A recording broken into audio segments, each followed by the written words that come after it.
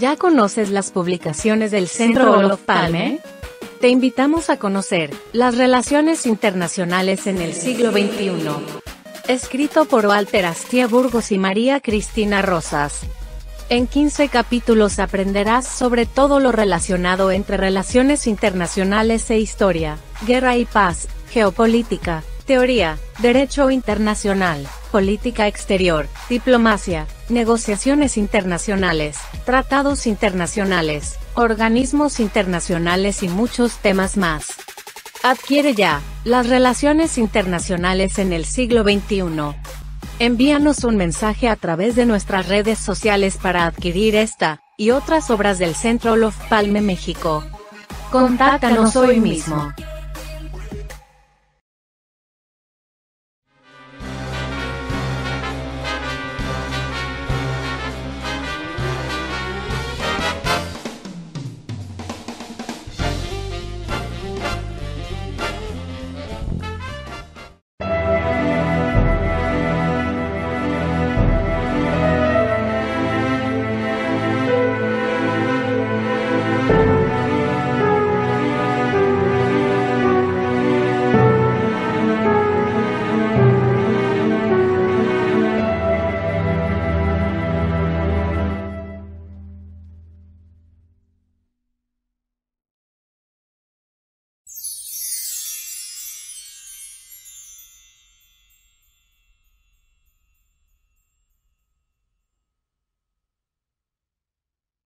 Muy buenas tardes, México, Miami. Les damos la más cordial bienvenida a una emisión más de Una Tarde con esta producción del Centro Olof Palme México, que pone a su consideración las opiniones más autorizadas de connotados expertos en diversos campos del conocimiento. El día de hoy nos complace mucho, nos honra significativamente la presencia del doctor Julio Frenk, exsecretario de Salud de nuestro país y ahora presidente de la Universidad de Miami, a quien le agradecemos su tiempo y su disposición para conversar esta tarde con nosotros. Bienvenido, doctor Frenk. Muchas gracias, María Cristina. Buenas tardes. Quiero recordarle a nuestro auditorio que quienes deseen formular preguntas para nuestro invitado pueden hacerlo aquí en el chat de Zoom o también en Facebook Live y nuestros asistentes las traerán a consideración del doctor Frenk. Me voy a permitir presentar una semblanza curricular de nuestro invitado. El doctor Frenk pertenece a una connotada familia de científicos e intelectuales. Él es la cuarta generación ya de médicos en su familia. Nos cuentan que sus abuelos llegaron de Alemania a principios de la década de los 30 acá a México. El doctor Frenk, desde agosto de 2015, es el presidente o rector de la Universidad de Miami, como comentábamos, y antes de ocupar esta posición, fungió por casi 7 años como decano de la Facultad de Salud Pública de la Universidad de Harvard. Él fue secretario de Salud de México entre 2000 y 2006, periodo durante el cual se sentaron las bases de la cobertura universal en materia de protección social en salud, que es un tema que la comunidad internacional ha estado trabajando para lograr que los países logren cumplir con este objetivo. No es sencillo, y ahora la pandemia pues ha hecho más evidente la importancia de esta cobertura en materia de salud, cobertura global, universal. Esta ambiciosa reforma que desarrolló el doctor Frenk logró fortalecer los programas de prevención y establecer una nueva agenda de salud pública, la Comisión Federal de Protección contra Riesgos Sanitarios, la COFEPRIS. Al mismo tiempo se creó el Seguro Popular, el cual logró ampliar el acceso a servicios de calidad y la protección financiera para más de 50 millones de personas. Hasta entonces estaban ellas fuera del sistema de seguridad social. Entre los principales logros de la carrera del doctor Frenk, podemos mencionar que él fue director general fundador del Instituto Nacional de Salud Pública, el cual se ha convertido en uno de los principales centros de enseñanza e investigación del mundo en desarrollo. Además, el doctor Frenk ha ocupado posiciones directivas en la Organización Mundial de la Salud, la Fundación Mexicana para la Salud, la Fundación Bill y Melinda Gates y el Instituto Carso de la Salud. También ha tenido una extensa carrera académica, fue investigador titular en el ya mencionado Instituto Nacional de Salud Pública y profesor en la asignatura de Salud Pública en la Facultad de Medicina de nuestra máxima casa de estudios, la UNAM. Su producción escrita incluye varias decenas de libros, cientos de artículos en revistas académicas y también ha colaborado en tareas de difusión del conocimiento. Sus publicaciones académicas han sido citadas más de 28,000 veces. Entre sus libros se cuentan 4 novelas para niños y jóvenes, el Triptofanito, entre otras cosas muy, muy lindas que ha escrito el doctor. Y Triptofanito, por cierto, explica el funcionamiento del cuerpo humano. Y bueno, él es miembro de la Academia Nacional de Medicina de México, de la Academia Nacional de Medicina de Estados Unidos, de la Academia Americana de Artes y Ciencias y del Colegio Nacional, al que ingresó en 2017. Podríamos tomar mucho más tiempo para hablar del extenso currículum y de la vida tan prolífica y tan fascinante del doctor Frenk, pero quisiéramos también destinar tiempo para escucharlo y preguntarle sobre varios temas que nos inquietan, en particular con esta coyuntura tan compleja en la que nos encontramos. Razón por la cual, doctor Frenk, quiero preguntarle su valoración sobre la crisis sanitaria internacional actual. Me gustaría que fuéramos primero a ese plano para después ir acercándonos a la problemática mexicana. ¿Cómo ve el desarrollo de esta pandemia? ¿Por qué tenemos esta pandemia? ¿Nos tomó desprevenidos? ¿Tuvimos experiencias previas? ¿No aprendimos? ¿Cuál es su valoración, doctor? Bueno, nuevamente, María Cristina, muchísimas gracias por la invitación. Como gran admirador de Olof Palme, me siento muy honrado de estar en esta serie de conversaciones y sobre un tema tan fundamental para las relaciones internacionales, para la estabilidad del mundo, para la economía y desde luego de manera prioritaria para la salud y la vida de las personas. Yo diría que esta pandemia tiene aspectos, si quisiéramos hacer una valoración global, tiene aspectos brillantes y aspectos muy oscuros. Sin duda, el aspecto más brillante es la colaboración entre científicos. Hemos logrado ante un enemigo común, que es este nuevo virus, movilizar a la comunidad científica de todo el mundo a través de sectores, sector público, sector privado, universidades, institutos de investigación, y entre muchos otros logros eso nos ha dado en un tiempo récord una vacuna, varias vacunas seguras y eficaces que van a ser la clave para vencer la pandemia. Creo que ese es el aspecto más brillante. El aspecto más oscuro ha sido la falla en los liderazgos nacionales en muchos países y la falta de preparación del mundo ante una amenaza que sabíamos que venía. Para los que nos dedicamos a la salud pública global, la pregunta no era si iba a haber una pandemia, sino cuándo. Y para mí esta es mi quinta pandemia en la que he tenido algún papel de toma de decisiones. Y ha sido muy frustrante ver cómo cuando surge cada pandemia hay un gran nivel de interés, pero en cuanto pasa la fase aguda, la gente se olvida de la emergencia hasta que llega la siguiente. Yo sí espero que esta, que realmente no tiene precedentes en términos de la extensión y profundidad de los daños que ha causado, en primer lugar en la pérdida de vidas y luego los daños a la economía mundial y a la economía de las familias, que esta ya sea una llamada de atención que no podemos seguir con este nivel de falta de preparación, con una fracción infinitesimal de lo que ha perdido la economía global. Podríamos financiar varias veces un sistema global de vigilancia, alerta y respuesta temprana, que es lo que nos falló ahora. Y yo diría que si veo el panorama mundial, lo que a mí me impresiona es la enorme variación que hay entre países del mismo nivel de desarrollo, con más o menos los mismos niveles de inversión en materia de salud. Sin embargo, es el mismo virus, somos la misma especie humana, y sin embargo con una variación enorme en la eficacia de las respuestas nacionales.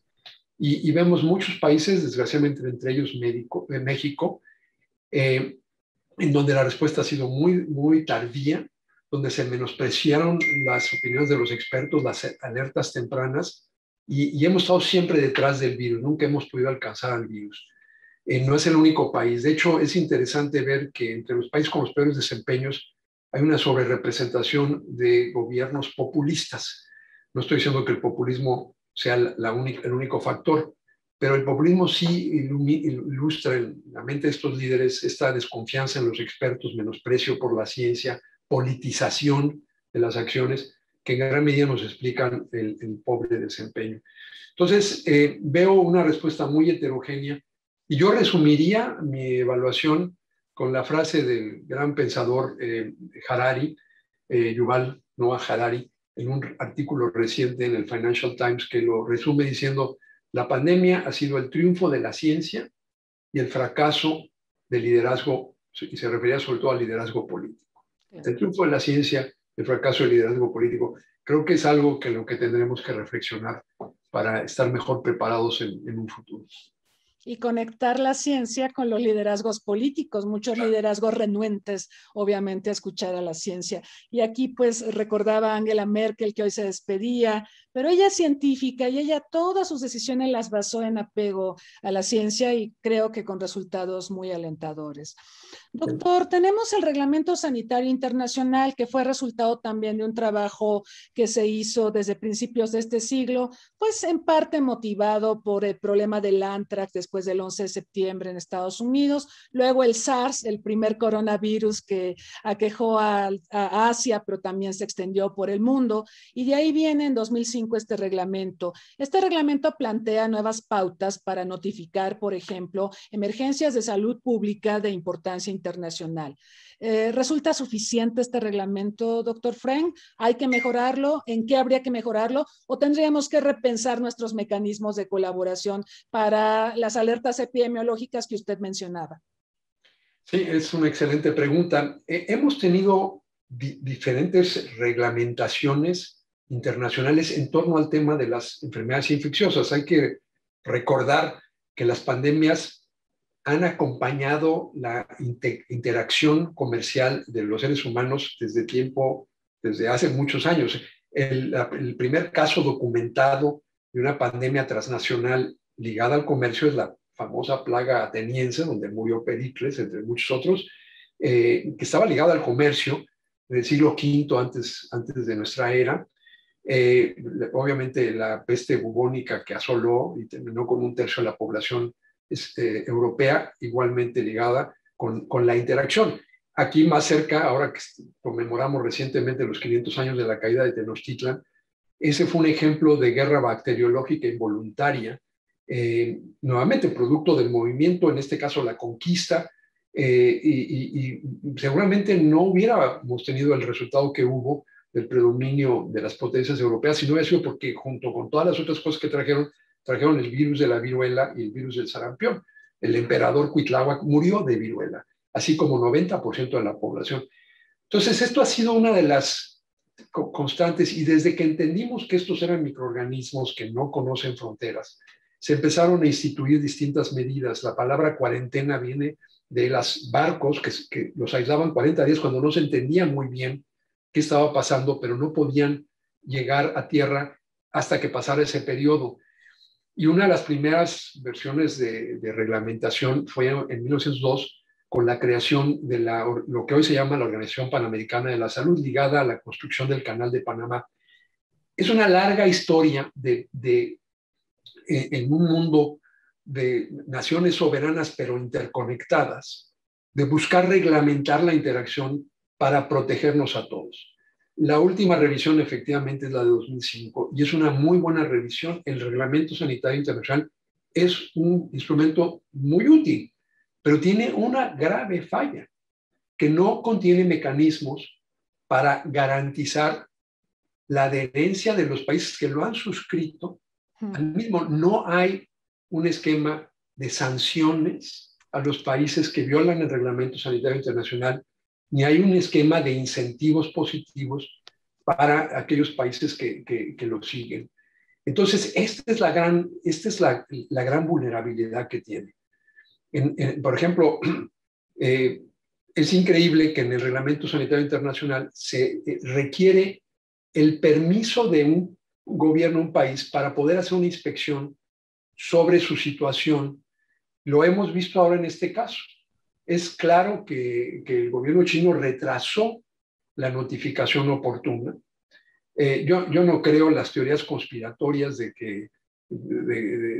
sobre el origen del virus. Lo más probable es que el virus tuvo un huésped animal y que son estas condiciones terribles de los llamados mercados húmedos, donde el virus brincó de esa especie animal al ser humano. Pero lo que sí es claro es que había conocimiento de un brote que debió haber ameritado una notificación oportuna a la OMS y no se hizo. Y en un virus que se reproduce de manera exponencial como es este coronavirus, un retraso que posiblemente fue de entre 4 y 6 semanas es lo que para la hora que se hizo la notificación, el 31 de diciembre de 2019, por eso se llama COVID-19, si se hubieran esperado un día más se llamaría COVID-20. En ese mes se perdió tiempo valiosísimo. Y sin embargo, la OMS ha estado impotente en hacer un diagnóstico certero. Entonces, para mí es claro que el reglamento en la parte técnica es bueno, pero requiere de la voluntad política de los estados, miembros de la OMS, para someterse a reglas que nos protejan a todos. Yo lo contrasto con la última gran pandemia que fue la de H1N1 en México. México en ese entonces, 2009, notificó a tiempo y se llevó todo el impacto económico de haberlo hecho. Entonces, al mismo tiempo que ponemos sanciones para los países que no notifican, tenemos que darle protección a los países que sí cumplen los reglamentos, como lo hizo México, porque un desincentivo a notificar es el temor de esas consecuencias económicas, porque entonces vienen los bloqueos comerciales y de otro tipo al país que reporta. Entonces necesitamos crear una especie de seguro que promueva la transparencia epidemiológica por parte de los gobiernos, que los proteja de las consecuencias financieras de decirle al mundo lo que está pasando. Esos son los incentivos y las sanciones. Cuando un país pone en riesgo a toda la comunidad mundial al violar el reglamento sanitario internacional, tiene que haber consecuencias. Lo tenemos en otros campos como la proliferación de armas nucleares, como las armas químicas. Incluso la Organización Mundial del Comercio pone sanciones, pero no han querido los países miembros darle a la Organización Mundial de la Salud los dientes que necesita para poder aplicar las regulaciones o del reglamento sanitario internacional. Sí, doctor, yo he revisado documentos de Taiwán, donde Taiwán alertó a la Organización Mundial de la Salud respecto al bicho y no le contestaron, no le hicieron caso. Eso es lo que dicen las autoridades de Taiwán. Por supuesto que hay un tema político, ¿cierto? Porque Taiwán pues quiere buscar un estatus de observador en la OMS y pues esto no se puede hacer porque por toda la situación con la República Popular y el tema de una sola China y todo esto. Pero yo recuerdo haber revisado estos documentos y sí me parece grave que se haya retardado la notificación a la OMS, porque son minutos valiosos. Cuando hablamos de salud, estamos hablando de la diferencia entre la vida y la muerte, doctor. Entonces, si dejamos pasar el tiempo, puede ser catastrófico. Y bueno, no sé si entonces podríamos decir en este tema que China incumplió el Reglamento Sanitario Internacional, o cuál sería su visión. Sí, no, sin duda, porque no se notificó de manera oportuna. Ahora, nuevamente, yo no quiero de ninguna manera enfocarme, no es el único país que hace eso. Por ejemplo, esto es increíble, hay un proceso en que los países contemplados por el Reglamento Sanitario Internacional deben de acreditar sus medidas de preparación. Y sin embargo es totalmente voluntario, no es verificable. Lo que está en riesgo es tanto, y creo que finalmente esta pandemia nos lo está revelando, que no podemos seguir con esta idea de con notificaciones voluntarias, autorreportes. Yo me acuerdo, yo fui funcionario de la OMS durante más de 2 años cuando fue la directora general, la doctora Gro Brundtland, ex primera ministra de Noruega, quien admiro profundamente, y ella insistía en que había que darle más elementos a la OMS para ejecutar. A ella le tocó el SARS. Yo ya no estaba ahí porque yo me regresé a México porque me invitó el entonces presidente electo Fox, que había ganado la elección en el 2000, a formar parte de su gabinete como secretario de salud. Entonces yo ya me había ido de la OMS, de ser funcionario, pero me tocó estar en muchas de esas conversaciones. O sea, vienen desde entonces. Con el SARS se profundizó la necesidad. Y eso es lo que decía antes, se discute, se dice sí hay que hacer las cosas, pero acaba la emergencia y volvemos a como estaban las cosas. Eso ya no puede volvernos a pasar. Tenemos que tener un sistema de preparación, porque esta no va a ser la última pandemia, Claro. pero no creo que ni la gente ni la economía mundial aguanta otro choque como el que hemos tenido en esta ocasión. Estoy de acuerdo, doctor. Yo creo que no es la última pandemia y las que vienen pueden ser tanto o más devastadoras. Entonces, Así es. es urgente que aprendamos lecciones y lo más pronto posible. Doctor, la Unión Europea ha estado proponiendo un tratado internacional o una convención para luchar contra las pandemias, a la ausencia de la convención sobre el tabaco. ¿Qué Sí. opinión le merece esta iniciativa? ¿Cree que esto podría complementar de mejor manera el reglamento sanitario? Absolutamente, yo estoy totalmente a favor. Se necesita un convenio marco como el del tabaco. Este quizás más urgente porque el tabaco mata a lo largo de muchos años, pero las virus matan en literalmente días. Y necesitamos hacer algo. Está esta iniciativa muy valiosa de la Unión Europea, el G20 lo está considerando. Es tan importante esta pandemia que siempre al final de una pandemia se hace un panel de revisión. Bueno, ahora el director general de la OMS decidió adelantar eso, todavía estamos en plena pandemia, y nombró un panel independiente de un nivel político que yo nunca había visto en ninguna pandemia previa. Lo copresidieron este panel que ya entregó su informe, dos ex jefas de gobierno y de Estado, la ex primera ministra de Nueva Zelanda, Helen Clark, la ex primera presidenta de Liberia, Ellen Johnson. Está como miembro, o estuvo, un tercer jefe de Estado, nada menos que el expresidente mexicano Ernesto Zedillo, ahora profesor en la Universidad de Yale. Y luego un panel de un nivel absolutamente increíble. Está un ex ministro de Hacienda colombiano, varios científicos y expertos de salud global del más alto nivel, en fin. Y este panel hizo su propuesta y está planteando, por ejemplo, la creación a nivel de Naciones Unidas de un consejo, una especie de consejo de seguridad, pero enfocado en riesgos a la salud. Un consejo para lidiar con emergencias o riesgos globales a la salud, donde esté manejado y encabezado por jefes de Estado y de gobierno. Los ministerios o secretarías de salud tienen un papel muy importante, igual que lo tiene la OMS. Pero hay un nivel en que en la prevención de pandemias tiene que elevarse al nivel de los jefes de Estado y de gobierno. Y eso requiere que se haga un tratado, eventualmente. La constitución de la OMS le da la autoridad para formular tratados. Solamente ha ejercido ese poder que le da su constitución una vez que fue con el convenio marco contra el tabaquismo. Nuevamente ocurrió en los años en que yo tuve el gran honor de estar allí en la Organización Mundial de la Salud, lo viví de cerca.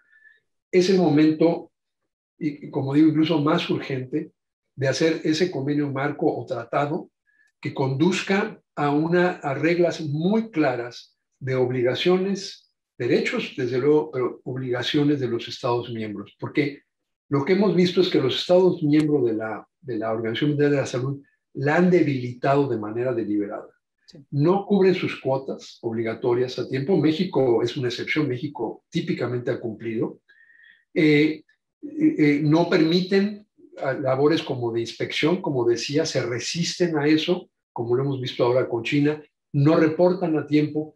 Entonces, todos los países tienen que reunirse y decir, de aquí en adelante, vamos todos a someternos a las mismas reglas, porque este es un caso en que ningún país está seguro mientras los demás países estén violando los reglamentos.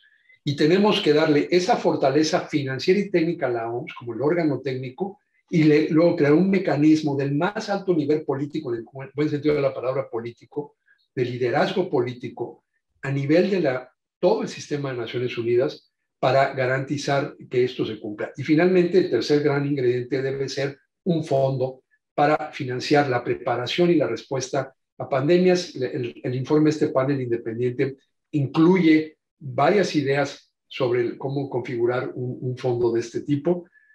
Bueno, y un ingrediente adicional, tenemos que invertir no nada más en la respuesta, sino en la investigación científica que permite ir afinando instrumentos como son las pruebas, los medicamentos y desde luego las vacunas. Me gusta el enfoque, doctor, porque estamos en un momento donde se ha denunciado mucho la crisis de las instituciones multilaterales, la falta de credibilidad de Naciones Unidas, de la Organización Mundial de la Salud y de un montón de organismos especializados del sistema de la ONU. Entonces, que se convoque a estas figuras de alto nivel, en cierta forma restituye prestigio, le da seriedad, puede en cierta forma aprovecharse esta coyuntura para convocar a un trabajo colectivo y enmendar el camino, porque creo que efectivamente muchos han trabajado en pro de debilitar a la OMS. No lo ha mencionado, pero pues yo sé que lo tiene en la mente. El caso Trump, cuando amenaza con retirarse de la OMS, eso fue terrible en plena pandemia y esto horrorizó incluso a jefes de Estado de Europa. Angela Merkel no daba crédito. En fin, eso pues no debe ser y sí coincido con usted en que puede ser un momento precioso al que estamos asistiendo. Digo, la mala noticia en la pandemia, la buena es que esto puede dar pie, puede ser un parteaguas para concertar esfuerzos y poder delinear otros parámetros para prepararnos de mejor manera. Yo creo que tenemos una obligación moral hacia todas las víctimas, los millones que han sufrido tanto, la gente que ha muerto, la gente que ha perdido su empleo, la gente que ha perdido familiares, amigos, etcétera, la devastación en la economía mundial. Es una obligación ética crear un instrumento para que esto no vuelva a pasar. Debimos haber estado mucho mejor preparados para esta pandemia. No puede volvernos a suceder. Estoy de acuerdo. Doctor, ¿considera usted que esta pandemia ha, digamos, dado espacio al tema de la diplomacia en salud global, entendida esta no solo como la gestión de gobiernos o el empoderamiento de cancillerías de los países para gestionar vacunas y todo esto, sino también el papel de la ciencia, el papel de las empresas farmacéuticas, el papel de fundaciones como Carso o la Fundación Slim más bien, o Bill y Melinda Gates? O sea, ¿usted ve una concertación actualmente de actores que en otros tiempos pensaríamos tienen intereses antagónicos, pero ahora están trabajando en una misma dirección? Sí, este es un concepto muy, muy importante. La salud inherentemente se presta para hacer avanzar los esfuerzos diplomáticos por dos razones. Una positiva, que es un valor universal. Todas las religiones que conocemos, bueno, todas las religiones principales que conocemos, todas las ideologías políticas, le dan un carácter central, una valoración intrínseca a la vida humana y a la salud como la forma de vivir una vida en plenitud y con dignidad.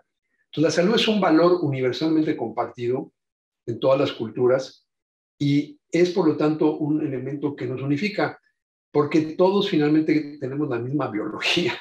Y aunque no tenemos las mismas condiciones sociales, y por eso hay tanta desigualdad, el hecho de que haya desigualdades en salud, cuando finalmente somos la misma especie, es también un centro de atención para avanzar de manera concreta en las condiciones para reducir las brechas. Es tolerable en una sociedad que haya gente que maneje en carros de lujo y haya gente que use transporte público. Lo que no es tolerable es que haya niños, niñas, que mueran de causas infecciosas prevenibles y haya personas que tienen una esperanza de vida muchísimo más larga simplemente por el lugar donde nacieron o por el nivel de ingresos de sus familias. No podemos no podemos siquiera pensar que tenemos un mundo justo cuando hay las diferencias que vemos, por ejemplo, en la esperanza de vida, en la mortalidad materna o la mortalidad infantil. Entonces, la salud es de esos elementos muy concretos, salud y educación. La educación es el futuro de la gente, la salud es el presente de la gente. Un niño que se muere hoy porque le dio una diarrea o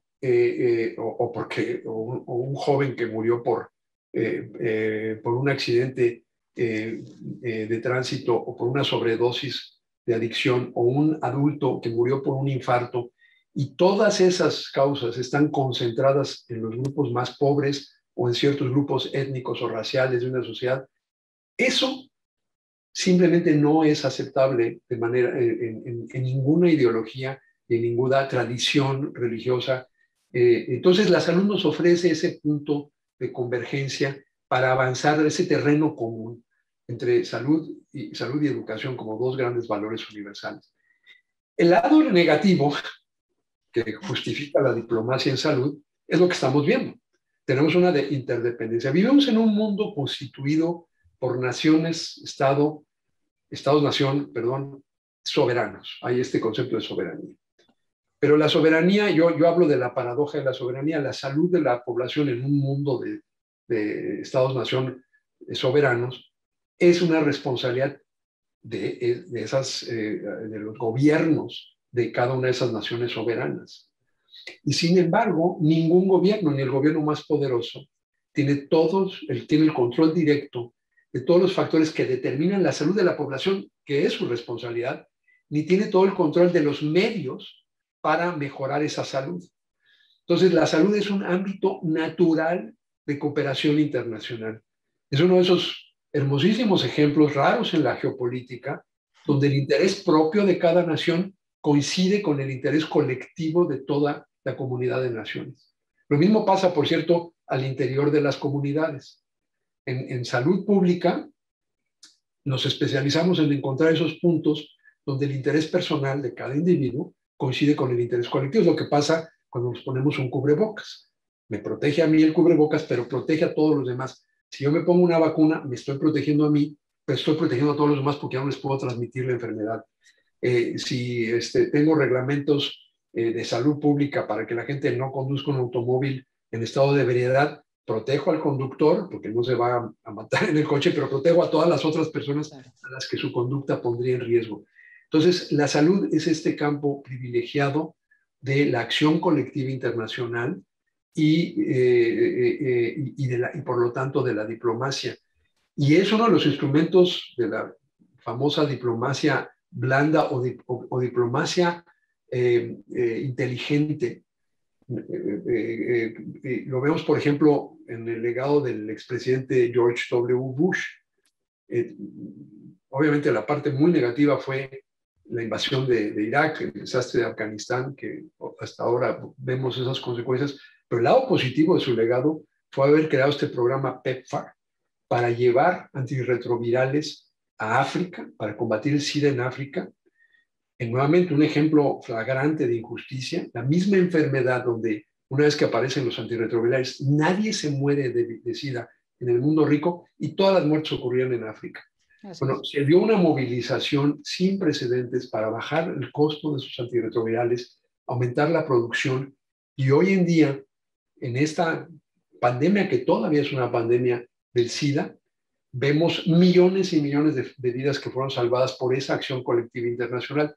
Y eso elevó la presencia de Estados Unidos a través de esta diplomacia inteligente. El contraste fue la otra parte, que fue la diplomacia tradicional que hace uso de la guerra como un instrumento para promover el interés nacional.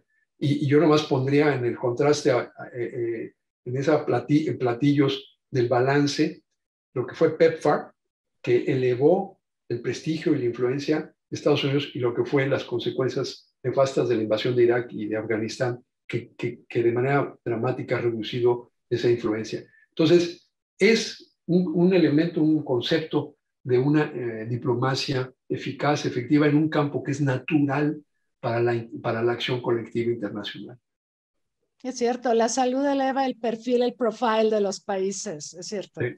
Es cierto. Lo podemos ver con Nueva Zelanda, doctor, ya ve la exitosa gestión de Jacinda Ardern y cómo se ha catapultado. Incluso mucha gente ni siquiera sabía dónde estaba en el mapa Nueva Zelanda, sí. Y ahora todo el mundo habla de la gestión de Jacinda Ardern y de Nueva Zelanda. Entonces sí. Podemos ver que la salud sí mejora mucho el profile, el marca país, ¿no? El posicionamiento de las naciones. Absolutamente. Y cuando se usa en este concepto de diplomacia, puede hacer avanzar otros objetivos. Por ejemplo, cuando fueron las guerras en Centroamérica, los primeros elementos de tregua, aquí la Organización Panamericana de la Salud jugó un papel destacadísimo, promovió ceses al fuego para vacunar a los niños de ambos bandos en El Salvador, particularmente en El Salvador, en Nicaragua, y los primeros ceses de fuego que dieron lugar a diálogos entre las partes en conflicto, en estos conflictos civiles, la cuña que abrió el diálogo fue el cese al fuego para poder vacunar a los niños de enfermedades comunes. Estoy hablando de hace varias décadas. Pero ese fue un ejemplo acabado de cómo además la cooperación en materia de salud puede avanzar el diálogo entre las naciones, porque crea esta plataforma de confianza sobre la que entonces podemos empezarnos a poner de acuerdo sobre otros temas mucho más complejos. Sí, la salud permite sumar. Hay otros temas que restan, pero la salud nos permite sumar. Muy bien, quiero seguir invitando a nuestro público que nos acompaña aquí en Zoom y en Facebook Live a formular preguntas para nuestro invitado. Ya llegaron un par, pero yo quisiera pasar rápidamente, doctor, al tema México. Yo creo que la pandemia nos tomó en un momento, nos pilló, como dicen en España, en un momento complicado. Con un desmantelamiento de un sistema que usted ayudó a integrar, el Seguro Popular, y para nuestra mala suerte en ese momento llega la pandemia. ¿Esta decisión se debió tomar? ¿Debimos de haber cambiado el sistema? ¿Debimos de haberlo fortalecido? Mire, mi opinión se la doy. A mí me parece que el problema de México es que tenemos políticas de gobierno, no de Estado. Cambia el gobierno y cambia la política, y eso desgasta mucho al país, implica perder muchos recursos materiales y humanos, y creo que el tema del sistema de salud en México ha padecido mucho por esto. Pero le pregunto, ¿en qué situación nos toma la pandemia en estas circunstancias? Bueno, sí, nunca es un buen momento para tener una pandemia, pero siempre es un buen momento para construir un sistema de salud fuerte. Porque aun si no llega una pandemia, el sistema de salud lidia con todas las otras causas de enfermedad y de muerte de un país. Pero en este caso, nunca hay un buen momento para tener una pandemia, pero en el caso de México hubo esta coincidencia tétrica entre una reforma que nunca se debió haber iniciado, aun si no hubiera habido pandemia, porque fue una reforma destructiva, y lamentablemente nos agarra justo el 1 de enero de 2020, entra en vigor una ley que se aprobó al vapor en el Congreso en octubre de 2019. Es penoso, da pena ajena leer la exposición de motivos de esa iniciativa de cambios a la Ley General de Salud. Digo que es penosa porque a mí me tocó también reformar la Ley General de Salud para crear el sistema de protección social en salud, cuyo brazo operativo era el Seguro Popular. Yo fui invitado por mi formación técnica. No he militado ni milito en ningún partido. Es más, en 2000 ni siquiera pude votar en las elecciones porque estaba yo en Ginebra, era yo funcionario de la Organización Mundial de la Salud, y en ese entonces no se podía votar si estaba uno fuera del país. Tenía un gran deseo de que triunfara el deseo Fox por la alternancia, pero no lo conocía. Me invitó porque fui parte de esos cazatalentos y fui un ejemplo de esa idea de traer caras nuevas a la política, con esta idea de que a lo mejor es buena idea tener algunos expertos en el gobierno. Pues, entonces yo entré en mi carácter de experto. Entonces, si uno ve la iniciativa de ley, estuvimos 2 años, hicimos análisis actuariales, diagnósticos sobre la situación epidemiológica del país, proyecciones financieras para ver el sustrato financiero del Seguro Popular. Tenemos volúmenes de estudios técnicos. El primer ejercicio para medir la carga de la enfermedad en México, el primer ejercicio de lo que se llaman cuentas nacionales en salud, donde descubrimos que había 4 millones de familias que todos los años se arruinaban económicamente por porque se enfermaba alguien y había que pagar del bolsillo. Todos esos estudios fueron la base técnica de la reforma. Yo lo comparo con lo que se le envió al Congreso en octubre y es de veras de dar pena. Yo reprobaría a un alumno mío de primer año si me entregaran ese documento.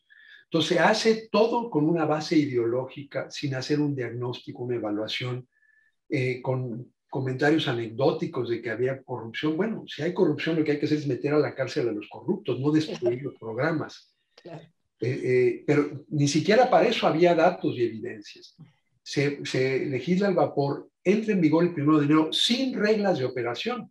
Todos recordamos que antes de que la pandemia fuera noticia, las escenas afuera de los hospitales, donde la gente que tenía seguro popular, por ejemplo, para tratar a un niño con cáncer, no sabían, los administradores de los hospitales no sabían si ahora tenían que cobrarles por atención que antes recibían gratuitamente.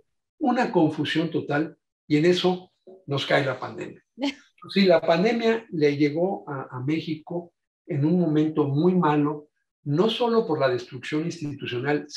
Todo el primer año del gobierno, se le recortó el presupuesto a la Secretaría de Salud en términos reales.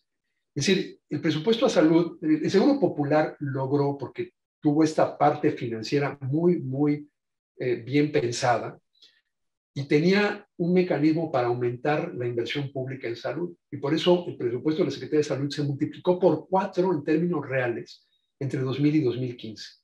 A partir de 2015 se empezaron a recortar los presupuestos. Yo hubiera pensado que un gobierno que se decía de izquierda, progresista, le iba a subir el presupuesto, sobre todo que el presidente, ahora presidente, había prometido en campaña agregar un punto porcentual del PIB a la inversión en salud, que es lo que hizo el Seguro Popular, agregó un punto porcentual.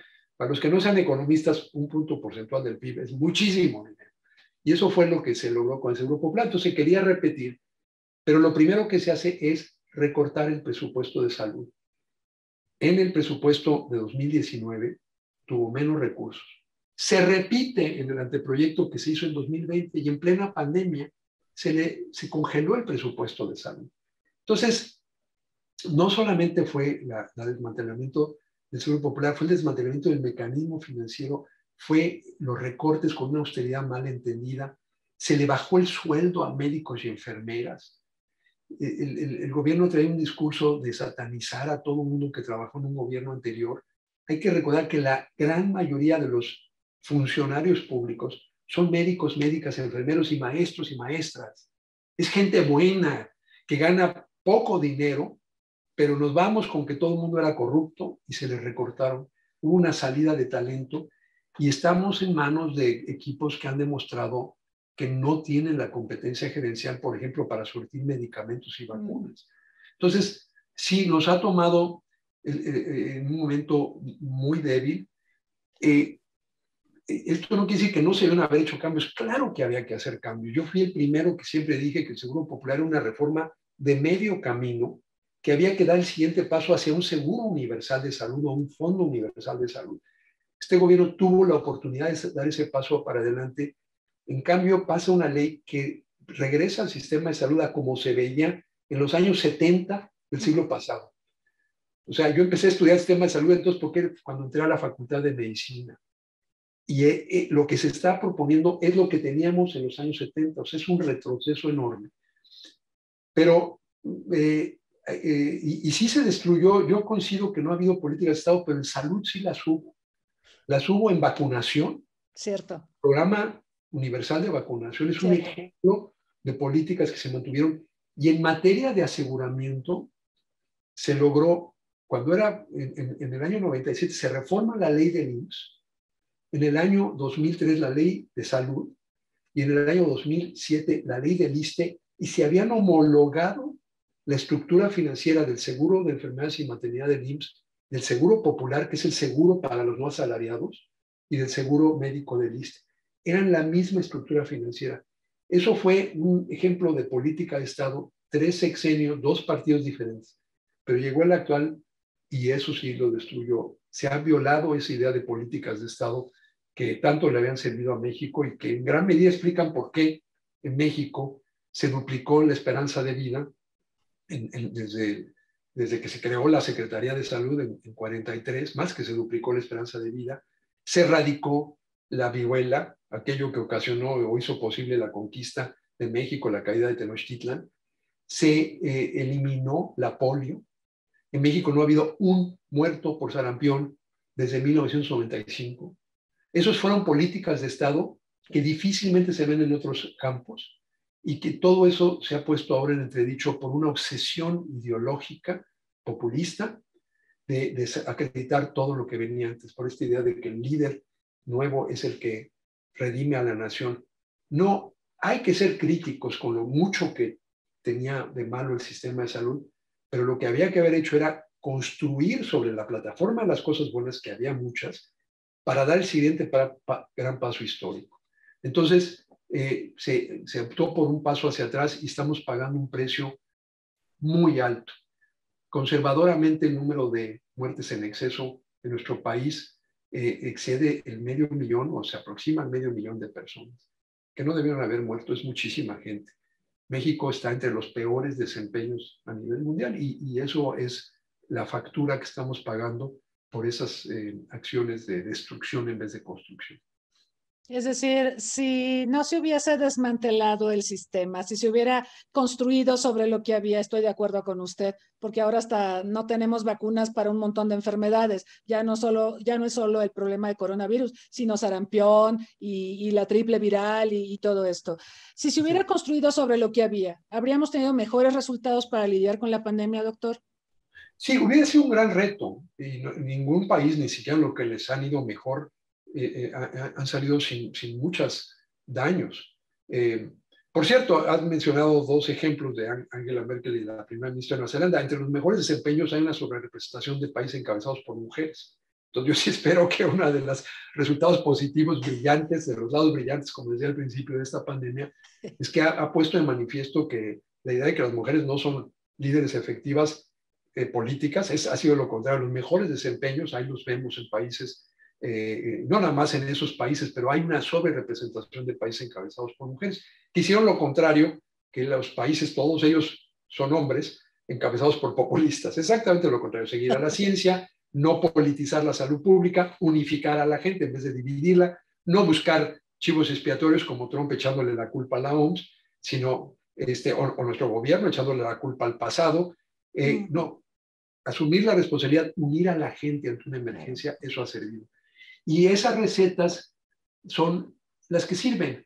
Y sí creo que con un sistema mejor, que no se hubiera hecho tanto daño como se hizo el primer año con los recortes, que hubiera tenido una mejor respuesta. Hay que recordar la respuesta de 2009. Yo ya no estaba en el gobierno, así es que no estoy presumiendo de nada, pero para la pandemia de influenza, donde México fue el país de origen, junto con el estado de Texas, fue un manejo muchísimo más eficaz. Había un plan de preparación que se había hecho en los años previos. Había una reserva estratégica de cubrebocas, de antivirales y otros insumos. Se convocó rápidamente al Consejo de Salubridad General, que es un órgano de rango constitucional. Ahora no se convocó al Consejo de Salubridad General, sino hasta bien entrada la pandemia. Y gracias a todo eso, se logró controlar y el mundo le debe a México que la pandemia de 2009 no haya adquirido dimensiones mayores. Entonces, sí podíamos haber hecho un mejor papel. Hubiéramos de todas maneras tenido muchos casos, muchas defunciones, porque es un virus muy, muy difícil, pero no estaríamos en la situación tan lamentable de estar entre los 5 peores desempeños a nivel mundial. 5 peores desempeños, qué penoso, es penoso, es triste. Además, creo que todos tenemos familiares conocidos que se han infectado, algunos lamentablemente han fallecido. Es un momento muy triste para nuestro país. Tenemos algunas preguntas, voy a empezar a ponerlas a su consideración. Pregunta Mario Duarte, se habla del cambio climático y de la pérdida de biodiversidad como posibles responsables de la actual pandemia por el cambio de condiciones en los hábitats naturales y en los vectores de transmisión, la famosa zoonosis. En opinión, doctor Frenk, en un contexto con presupuestos limitados, ¿cómo se puede equilibrar la urgencia del financiamiento al combate al cambio climático y la pérdida de biodiversidad con el financiamiento a la lucha contra la pandemia? Es decir, ¿cómo lograr un equilibrio en prioridades cuando las tres son urgentes? No, el punto es excelente, pero no creo que tengamos que es una u otra. El punto es excelente porque efectivamente la pandemia y el cambio climático tienen un origen común. La pandemia no es un evento natural como a veces se nos hace pensar. Aquí estamos los pobres humanos, un virus que no podemos ver, nos invade. No, esas eran las pandemias de antes. Las pandemias, incluso la de 1918-19, sí, los humanos estábamos bien indefensos. Apenas medio sabíamos de la teoría microbiana, que llevaba menos de un siglo de haberse descubierto el origen microbiano, pero y había unas cuantas vacunas, sobre todo la de la viruela, pero no teníamos antibióticos todavía, no sabíamos secuenciar los genomas, no podíamos identificar nada. No digamos las pandemias previas que han afectado a la humanidad. Hoy en día, La ciencia nos ha dado muchísimas herramientas, no estamos indefensos. La pandemia no es un evento natural, porque así como el progreso nos ha traído cosas positivas, como el avance científico nos ha traído cosas negativas, y una de ellas es esta forma irresponsable, no sostenible de relacionarnos con el ambiente. La pandemia es tan antropogénica como el cambio climático y proviene de la pérdida de biodiversidad, la invasión de hábitats por parte de los humanos, las formas inhumanas de cría de ganado, sobre todo porcino, por eso hablamos de influenza porcina, aves, influenza aviar, en condiciones inhumanas de hacinamiento, de promiscuidad con los humanos, y los estos llamados mercados húmedos, que no nomás hay en Asia, en México los tenemos, donde coexisten animales muertos, animales vivos, humanos, en condiciones muy, muy antihigiénicas. Todo eso propicia que estas zoonosis, estas enfermedades de animales, brinquen la barrera de las especies y lleguen a los humanos. Entonces yo diría que al contrario, más que elegir, lo que tenemos que darnos cuenta es que el común denominador es esta forma abusiva, no sostenible en que una especie, nuestra especie Homo sapiens, estamos explotando al planeta, poniendo en riesgo a todas las otras especies y nuestra propia sobrevivencia. Yo espero que el cambio, que la pandemia, al contrario, agudice la urgencia de invertir en contener el cambio climático.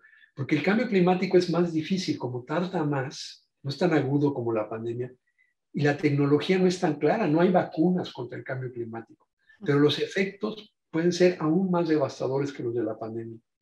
Y yo vuelvo a decir, con una fracción minúscula de lo que ha perdido la economía por el cambio, la pandemia, y con lo que va a perder la economía, por ejemplo, por estos eventos extremos climáticos, con esa fracción infinitesimal de las pérdidas, podríamos financiar, en el caso de las pandemias, un sistema robusto de vigilancia y respuesta e inversión en ciencia. En el caso del cambio climático, un proceso de eliminación de los combustibles fósiles y otras acciones para mitigar, para descarbonizar nuestras economías. Entonces, yo creo que no tenemos que escoger una u otra. Tenemos, al contrario, que ver la lucha contra la pandemia y contra el cambio climático como dos frentes de una misma batalla, que es una batalla contra nuestros propios instintos destructores y a favor de un equilibrio mejor con nuestro ambiente, no nada más para proteger a las demás especies, sino para proteger a nuestra propia especie humana. Sí, doctor. Le pregunta Eva Chávez aquí en Facebook. Hoy fue el regreso a clases en educación básica y media. Llevé a mis hijos a la escuela y están muy asustados. ¿Cómo se le debe hablar a los chicos respecto al coronavirus? Es una excelente pregunta y lo que no queremos es generar ansiedad. Ya hay bastante, generar más ansiedad. Yo creo que el mensaje es, en primer lugar, que es maravilloso poder ir a la escuela, que es maravilloso interactuar con otros niños y niñas. Yo sí creo que es importante que ya los niños y niñas puedan asistir a la escuela, porque ese es otro saldo del mal manejo de la pandemia.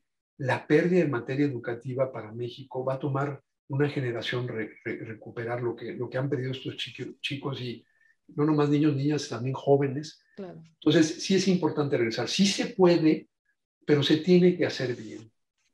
¿Qué quiere decir eso? En primer lugar, todos los adultos que estén ahí, maestros y personal administrativo y de apoyo, todos tienen que estar vacunados. Todo mundo, y con dosis completas, incluyendo algunas vacunas que requieren ya un booster, como algunas de las vacunas que se han aplicado en México. Todo mundo adulto vacunado.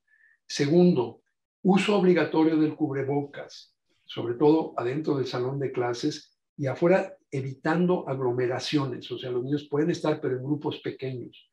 Pero adentro del salón de clases todo el mundo tiene que usar, y entiendo que es incómodo, pero es más incómodo tener COVID. Tercero, ventilación, sobre todo ahora antes de que vengan los meses invernales, tratar de propiciar la ventilación. Cuarto, y este es el punto que desgraciadamente en México creo que este ha sido su error principal, hacer pruebas. El gran error en el manejo de la pandemia fue decir al principio que era un desperdicio de recursos hacer pruebas. Eso es un error grave. Hay que hacer pruebas, hay ahora pruebas rápidas, pruebas de antígeno, se debe, quizás con un esquema, no quizás, seguramente con un esquema de muestreo aleatorio de niños, pero estar haciendo pruebas para detectar a los asintomáticos y poder interrumpir la transmisión. Y finalmente, una higiene constante de manos. Yo sé que hay escuelas donde no hay agua potable, ni agua corriente, ni jabón, entonces hay que tener un suministro de desinfectante de manos. Si se hacen estas acciones, se puede hacer donde se pueda mantener el distanciamiento, pero lo más importante es que los adultos estén vacunados, que en cuanto sea factible empecemos a vacunar. Yo quisiera ya que aprueben la vacunación para niños mayores de 12 años. Está aprobada en Estados Unidos con la vacuna Pfizer. Ya debe aprobarla la COFEPRIS y empezar prioritariamente a vacunar a los niños de 12 años para arriba, todo el mundo 12 años para arriba. Eso para mí sería lo más urgente, y usar el uso de cubrebocas. Si podemos hacer eso, entonces yo le diría a los niños, qué bueno que puedas ir, disfruta la compañía de tus amigos, ten cuidado, pero vamos a vencer este virus. No hay que dejar una generación donde además de todo tengan miedo de disfrutar la vida. Hay que darles un mensaje positivo, pero sí hay que cuidarlos. Y nos toca a los adultos hacer eso. Yo le digo al gobierno de México, si hay que cancelar proyectos del tren y de estas otras cosas, hay que cancelar. En este momento no hay una prioridad más alta para México que asegurar un regreso a clases en condiciones de seguridad y protección de la salud de los niños y niñas y jóvenes. Debería ser la prioridad número uno, y en eso debemos estar todos enfocados, al menos de aquí hasta que termine la pandemia. Sí, doctor, son 17 meses de no tener clases, es increíble. Sí. Es devastador, y todos los organismos internacionales señalan que vamos a generaciones perdidas precisamente por esta situación. Y qué bueno que menciona los pasos que hay que seguir. Yo creo que esto es muy importante para el público que nos está siguiendo y que está preocupado por el regreso a clases. Se puede hacer de manera ordenada y de manera responsable. Le pregunta Ana Hernández, ¿cuál es la responsabilidad de los estados-naciones respecto a la mala gestión de la emergencia sanitaria? Dice ella, sin llamarle genocidio, considero que sí coincide la violación masiva de derechos humanos de manera sistemática y por parte de las máximas autoridades. Bueno, yo sí creo que en una democracia en particular es muy, muy importante la rendición de cuentas, y que sí habrá que hacer un análisis de qué pasó. Yo creo que hay una responsabilidad colectiva en el mundo de haber subinvertido en esquemas de preparación y respuesta temprana. Ya una vez que ocurrió la pandemia, por supuesto que hay una responsabilidad del gobierno del país donde se origina el brote inicial, de no reportar oportunamente. Se puso en riesgo a todo el mundo. Una vez que el virus se soltó, sí hay mucha responsabilidad de aquellos países que minimizaron, que empezaron a decir, no, esto no va a llegar acá, esto es una gripita. De aquellos que contradijeron la opinión de los expertos, y cuando los expertos decían hay que usar cubrebocas, se politizó el uso del cubrebocas. Y se volvió, yo no entiendo la psicología de esos líderes políticos que se rehusaban a ponerse un cubrebocas cuando ese era el mensaje que había que darle a la gente. Entonces, sí creo que tiene que haber un proceso de rendición de cuentas. México al menos ya se puso un poco más las pilas con las vacunas, pero aquí en Estados Unidos estamos viendo todavía la politización de las vacunas. Sí. Y hay una responsabilidad colectiva de que haya habido una distribución tan desigual de vacunas. Esto va a dejar una cicatriz, el espectáculo de países donde hay un exceso de vacunas, porque hay gente que por la mala información, muchas de ellas propiciadas por figuras del ámbito político, no se ponen la vacuna, ya están las vacunas, mientras en otros lados del mundo la gente está desesperada por una vacuna y lo que no hay son vacunas. Se tiene que actuar de manera urgente para cerrar esa brecha y que la vacuna esté disponible para todo el mundo. Nuevamente, eso ayuda a los otros países, pero también ayuda a los países ricos, porque una vez que se vacunen los demás, dejarán de haber variantes. Entonces, la respuesta es que sí, creo que habrá que hacer un análisis para ver qué aprendemos y para, como dije antes, le debemos a todo el mundo que ha sufrido tanto no volver a cometer los mismos errores en el futuro. Sí, doctor. Nos estamos acercando lamentablemente al final de este diálogo, pero no lo queremos dejar ir sin antes preguntarle.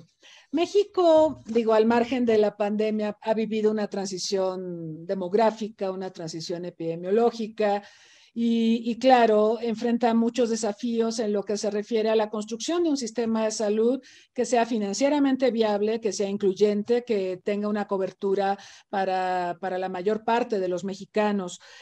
¿Cómo podríamos construir ese sistema?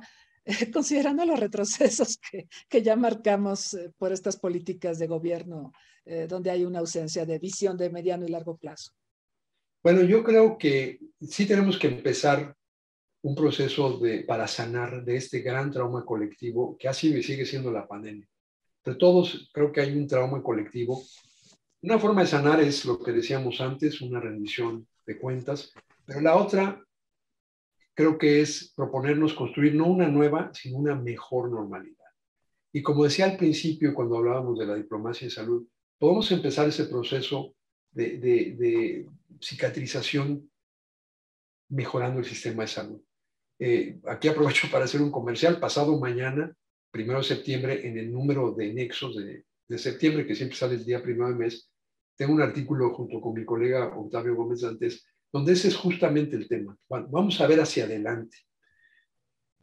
Creo que ahora que después de las elecciones intermedias terminamos con un Congreso más plural, la propuesta concreta que planteamos ahí es que el Congreso, donde están los representantes del pueblo, que han votado por tener más pluralidad en el Congreso, que definitivamente no queremos que se pierda todo lo que ganamos en materia democrática, y ese fue el sentido del voto ahora en junio, que ese Congreso convoque a la configuración de una comisión independiente sobre el futuro del sistema de salud. No una comisión, se ha propuesto que una comisión de la verdad para fincar responsabilidades. Yo no creo que eso sea constructivo, va a ahondar las divisiones en nuestro país. Sí hay que pedirles cuentas a los gobernantes, pero eso es parte del proceso democrático. Yo estoy hablando de una comisión que ve hacia adelante. Cómo a partir de este trauma donde quedó en evidencia la insuficiencia del sistema de salud, quedó en evidencia que el INSABI no estuvo ni podía haber estado, dado el mal diseño que tenía, no estuvo a la altura de la emergencia sanitaria.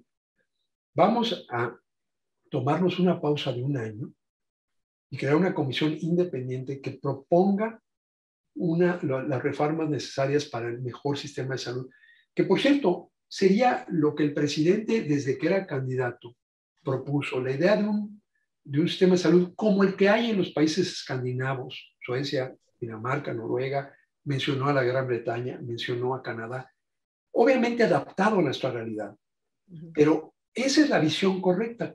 Nos merecemos un sistema como esos. No lo vamos a hacer de la noche a la mañana. Se necesitan políticas de Estado, como bien dijiste, hermano Cristian. Ese es lo que se necesita.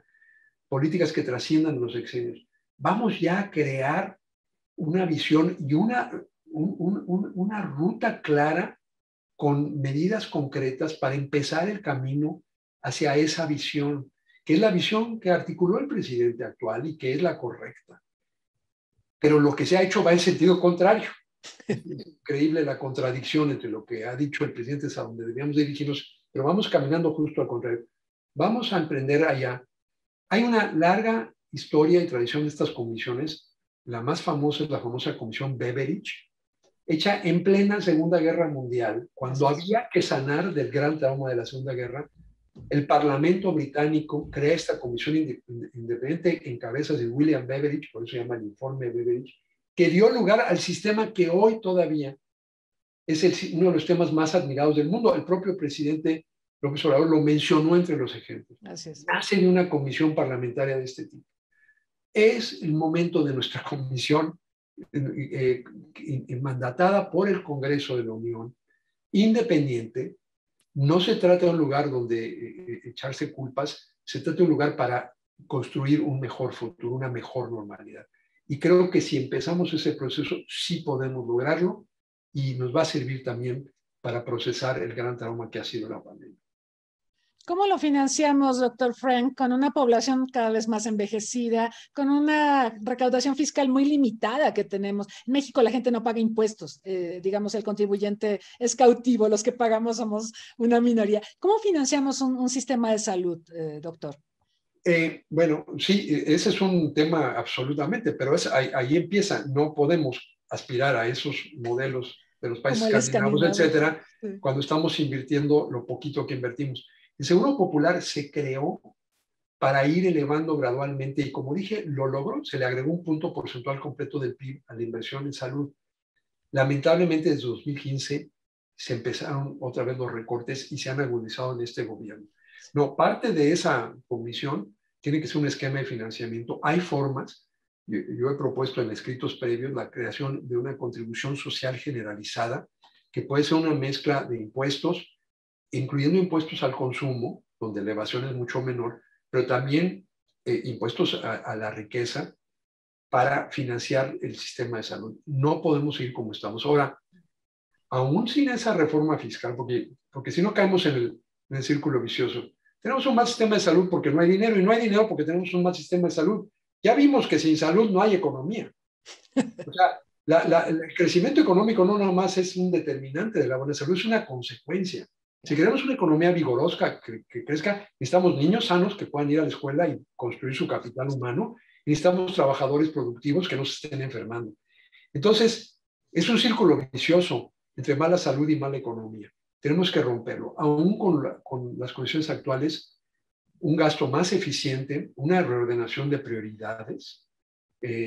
No quiero dar ejemplos, pero abundan los ejemplos, aún en este sexenio, ya no digamos de corrupción, sino de elefantes blancos que nos van a costar mucho. Sí hay recursos, es una cosa de poner las prioridades correctas. Y en paralelo, sí crear esta idea de una contribución social generalizada que financie un sistema verdaderamente universal.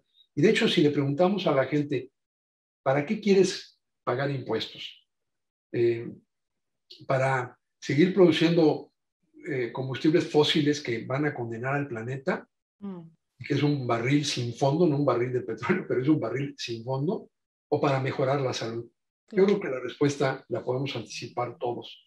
Entonces, hay formas de reasignar recursos, y la salud, yo puedo decir y puedo apostar que sería una de las causas más populares. Ahora, sí hay que garantizar un gasto honesto, Claro. sin corrupción y eficaz. Hay que poner a la gente que sabe a manejar la salud, no a los ideólogos, no a la gente cuyo objetivo es elevar el poder de la clase política. Si hacemos eso, porque eso es lo que han hecho los países exitosos. Claro. Entonces, financiar, gastar bien, más dinero para la salud, pero también más salud por el dinero. Y creo que tenemos muestras de que en México hemos podido hacer cosas de ese tipo, y sí se puede. Pienso que sí, tiene toda la razón. Voy a complementar su comercial, doctor. Usted escribió con Octavio Gómez Dantes un libro muy bonito que se llama El Sistema de Salud de México, que es un libro muy accesible, muy didáctico para quienes quieren profundizar en el conocimiento del tema. Entonces, lean el artículo que les propone el doctor en Nexos, pero también pueden consultar este libro, que yo lo leo siempre, doctor, cada cosa que usted Gracias. publica me parece formidable y muy importante para documentar la problemática que nos aqueja. Le quiero agradecer su presencia, sus conocimientos, su expertise en esta entrevista. Espero que tengamos oportunidad de volver a conversar, y no sé si desearía hacer un comentario, un mensaje final a nuestra audiencia. Pues nada más, creo que son momentos duros. Sé que ha habido mucha pérdida. Todos la hemos sentido, pero algunos mucho más. Desgraciadamente, la desigualdad se está agudizando como consecuencia de esta pandemia. Hay que mantener la confianza en nosotros mismos. Hay que exigirle cuentas al gobierno. Hay que defender nuestra democracia a toda costa. Costó mucho trabajo construirla y darnos un régimen donde podemos votar. Y con esos fundamentos hay que pensar ya, ahora es el momento de empezar a pensar en esa mejor normalidad. Creo que va a ser la única forma de poder procesar como nación el trauma de la pandemia Todavía no estamos fuera, hay que seguir insistiendo en las medidas enérgicas, sobre todo la vacunación, pero hay que ver hacia adelante con optimismo. Los seres humanos hemos salido de crisis como esta, lo vamos a volver a hacer. Muchas gracias, doctor Julio Frenk Mora. De verdad, ha sido muy aleccionador escucharlo. Y agradezco también al público que nos ha acompañado aquí en Zoom y en Facebook Live. Los invitamos para este jueves. Vamos a tener una reflexión en las mesas dedicadas a los 20 años del 11 de septiembre. Vamos a estar hablando del debate sobre el choque de civilizaciones, la islamofobia, el rechazo a la otredad, el racismo, la exclusión. Y no solo se tratará de Afganistán. En realidad vamos a hacer una valoración sobre lo que ha pasado en estos últimos 20 años. Los invitamos a que nos acompañen y pues nuevamente muchas gracias a nuestro invitado y hasta la próxima. Síganse cuidando. Gracias.